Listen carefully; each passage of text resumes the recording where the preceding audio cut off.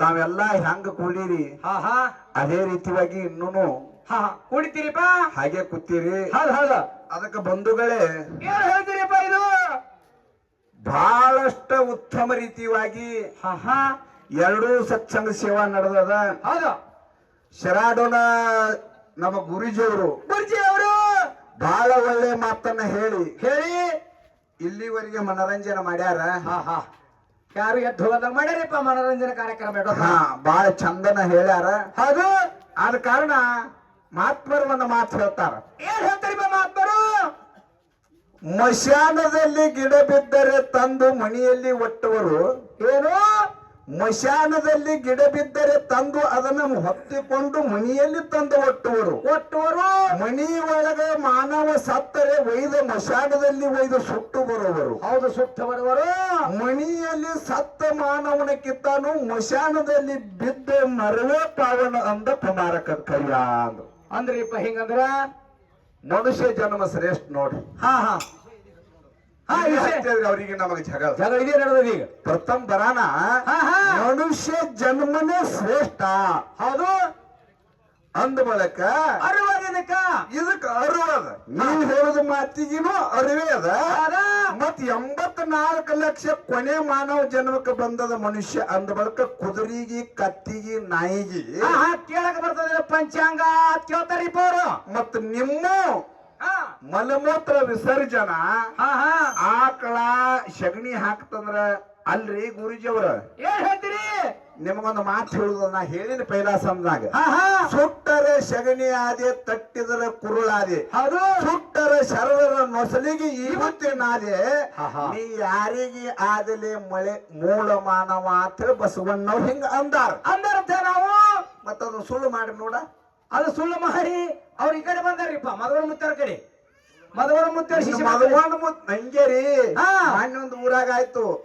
ನಮ್ಮ ನಾವು ಏನಾರೇ ಹಿಂಗ ಬಾಳ ಒತ್ತು ಕೊಟ್ಟ ಬಿಸೆ ಬೆಳೆಸಲತ್ತೇವ ಅಂದ್ರೆ ಎಲ್ಲಿ ಹೋಗ್ತದ ಕೂಡದನ್ರಿ. ಎಲ್ಲಿ ನಮ್ ಕಡೆ ಬರಲ್ರಿ, ನಮ್ ಗುರುವಿನ ಕಡೆ ಹೋಗ್ತದ. ಶಿಶು ಮಕ್ಕಳಿದ್ದೀರಿ ಹಿಂಗ ಮಾತಾಡಬಾರದು ನೋಡ್ರಿ. ಅಲ್ಲಿಗೆ ಹೋಯ್ತಪ್ಪ ಅಂದ್ರ ನಾವ್ ಏನ್ ಮಾಡ್ಬೇಕಾಗ್ತದ ಭಾಳ ವಿಚಾರ ಮಾಡ್ಬೇಕಾಗ್ತದ.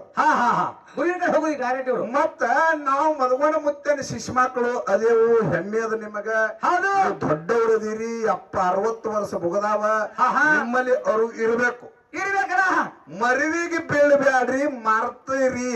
ಹೌದು ಮರ್ತೀರಿ ಅಂತ ಹೇಳ್ತೇನೋ. ನನ್ನ ವಾದ ಇಲ್ಲಿ ಏನದ, ಮರ್ತವ್ರು ಯಾರು ಮುಕ್ತಿಗೆ ಹೋಗ್ಯಾರ ಅವ್ರಿಗೆ ಯಾರಿಗೆ ಚಲೋ ಆಗ್ಯದ. ಈ ವಿಷಯ ನೀವು ಹೇಳ್ತಿರೋದ. ಯಾವ ಅರು ಹಿಡಿದು ನಡೆದಾನೋ ಅವನಿಗೆ ಗುರು ಬೆಟ್ಟಾಗ್ಯಾನ, ಅವನಿಗೆ ಮುಕ್ತಿ ಆಗ್ಯದ. ಅಮ್ಮೋಗ ಸಿದ್ಧಿರ್ಲಿ, ಮಾಳಿಂಗರಾಯ ಇರ್ಲಿ, ಭೀರದೇವ್ರಿರ್ಲಿ, ರೇವಣ ಸಿದ್ಧಿರ್ಲಿ, ಹೌದು ಗುರು ಹೇಳಿದ್ದನ್ನ ತಂದು ಸಮಯಕ್ಕೆ ಅವರು ಕೆಲಸ ಮಾಡ್ಯಾರ. ಹೌದು ಸಮಯಕ್ಕೆ ಅನುಗುಣವಾಗಿ ಕೆಲಸ ಮಾಡ್ಯಾರಿಪ್ಪ. ಅವರಲ್ಲಿ ಅರುವದು ಹೆಂಗತ್ರಿ ನೀವು ಒಂದು ಅಮೋಷಿತದ ಹೇಳಿ ಅವರಿಗೆ ಸೇವಾ ಮಾಡಿದ.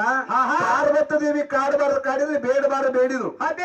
ಎಷ್ಟೋ ಪರಿದಿಂದ ಕಾಡಿದ್ರೆ ಕೈಲಾಸದೊಳಗ ಹೌದು ಹುಳ ಮಕ್ಕಳು ಹೂ ಅಕ್ಕ ಕೈಗಾರಿ ಸೀತಾಳ ತಾಯಿ ಕಾಡಿದ ಪಾರ್ವತಿ ದೇವಿ ಕಾಡಿದಕ್ಕಾಗಿ 6 ಸಮುದ್ರ ಕೀಲು ಸಮುದ್ರ ಸತ್ಯಾಳ ಸಮುದ್ರ ದಾಟಿ ಹೋಗಿ ಹುಳ ಮುಟ್ಲರ್ ಹೂವ ಕಲ್ಪಿ ಕಲ್ಕಲ್ ಸೀತಾಳ ತಂದು ಗುರು ಸೇವೆ ಮಾಡಿ ಅವ ಮುಕ್ತ ಆಗ್ಯಾನೋ ಇಲ್ಲೋ.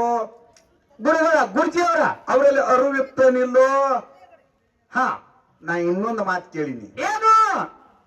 ಬೀರನ ಮುತ್ಯ ಮಾಳಿಂಗರಾಯ ಮುತ್ಯಾಗ ಹುಲಿ ಹಾಲು ಬೇಡ್ಯಾನ, ಅರಿವಿನಿಂದ ತಂದು ಉಣಿಸ್ಯಾನ ಇಲ್ಲೋ ಅಂತ ಕೇಳಿದ್ನ. ಹಂಗ ಹೇಳ ಮಾಡ್ರೆ ಬರ್ಫರ್ ಇಳ್ದೈತಿ. ಮಾಡಿ ಇಳ್ದೈತಿ, ಮಳಿ ಬರ್ತದತ್ತಿದೆ. ನಾವು ಬರೀಲಿಲ್ಲ ಸಾಯ್ ಹೋಗ್ಬಿಡ್ತ ಕಡೆ ಸಾಯ್ ಹೊಡಿತು.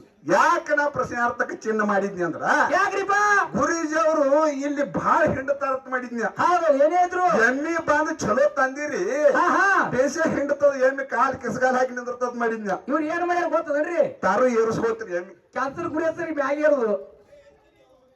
ಯಾಕ ಅಂತ ಕೇಳ್ರಿ. ಹೇಗಂತೀರಿ? ಒಂದು ದೃಷ್ಟಾಂತ ಹೇಳಿದ್ರು ಗುರುಜಿ ಅವರು. ಏನ್ ಹೇಳಿದ್ರು? ರಾಮ ದಶರಥ ರಾಜರು 3 ಮಂದಿ ಹೆಂಡ್ರು. ಕೈಕಯ್ಯ, ಕೌಶಲ್ಯ, ಸುಮಿತ್ರ. ಹೌದು. ಕೈಕಯ್ಯ ದೇವಿ ಏನು ದಶರಥ ಮಹಾರಾಜ ವಿದ್ದಾಡೋ ಸಮಯದಾಗ ಲಕ್ಷ ಇಡ್ರಿ. ಹೌದು ವಿದ್ದಾಡೋ ಸಮಯದಾಗ ವಿಷಯ ಹಂಗ ಉಲ್ಟಾ ಹೊಡೆದಾರ ನೋಡ್ರಿ ಇಲ್ಲಿ. ನಿಮ್ಗೆ ಮಾತು ಹೇಳ್ತೀನಿ. ವಿದ್ದಾಡೋ ಸಮಯದಾಗ ಗಾಡಿ ಕಡಿಮೆ ಹುಚ್ಚ ಹೋಯ್ತು. ಹೌದು ಗಾಡಿ ಕಡಮಳಿ ಉಚ್ಚಿ ಹೋದ ಬಳ ಗಾಡಿ ಉಚ್ಚಿ ಪಲ್ಟಿ ಆಗ್ತಿತ್ತು.